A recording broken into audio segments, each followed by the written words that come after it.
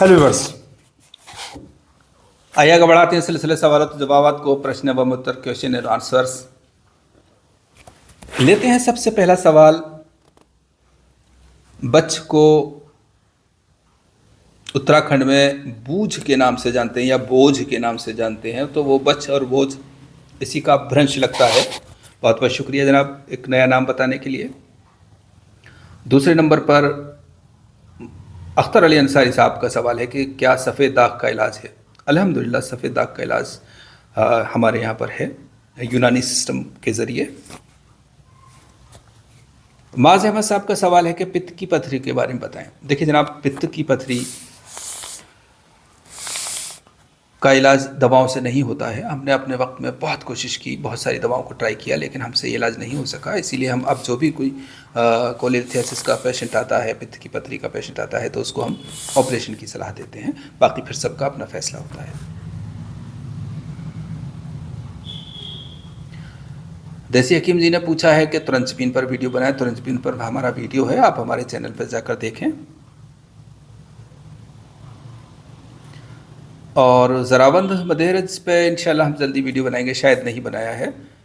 और एक सवाल इन्हीं का ये भी था कि संग कल्ब के बारे में बताएं। असल में इन्होंने लिखा है कल्ब, जो दिल यानी हार्ट वो की स्पेलिंग होती है, लेकिन ये कल्ब होता है कुत्ता, संग कल्ब।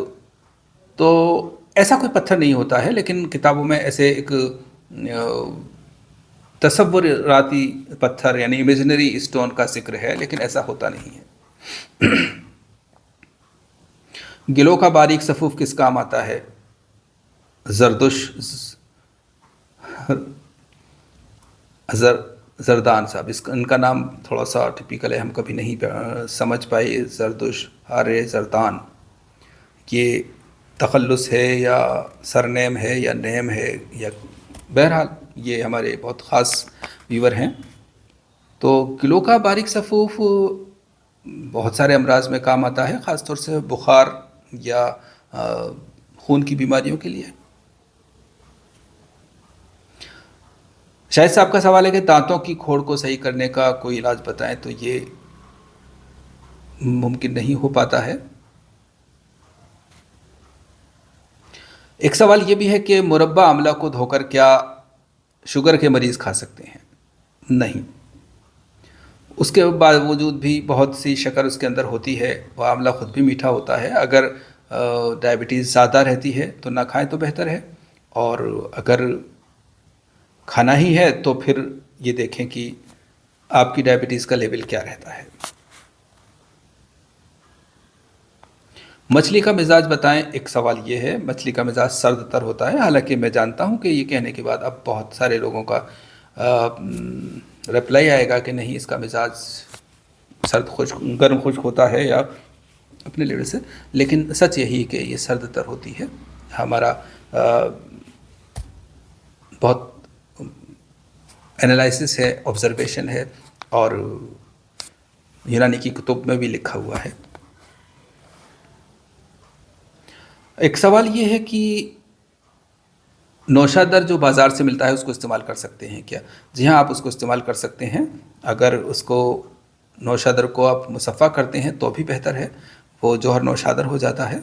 लेकिन आप इस तरह से अगर उसमें ज़्यादा गंदगी नहीं लगी हो तो हालांकि इसको थोड़ा सा धो लें और सुखा लें तो इस्तेमाल कर सकते हैं, कोई दिक्कत नहीं है।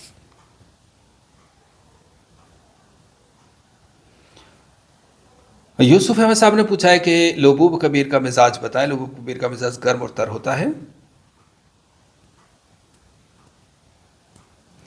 एक सवाल ये भी है श्रीमान का कि स्प्रिंग में, मौसम बहार में नए नए पत्ते आते हैं, क्या इंसान की भी कायाकल्प होती है। इंसान का कायाकल्प हर मौसम के बाद उसके जिस्म में कुछ ना कुछ चेंजेस मौसम के लिहाज से आते रहते हैं।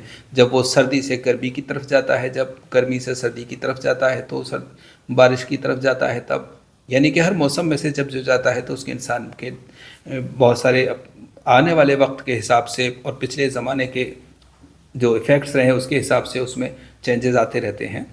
लेकिन ऐसा नहीं है कि साल में एक बार ही कोई चेंज आए। सवालात बहुत सारे और भी थे, इंशाल्लाह बहुत ही जल्द नेक्स्ट वीडियो में हम बात करेंगे उन सवालों के बारे में। फ़िलहाल इतना ही। अल्लाह हाफ़िज़।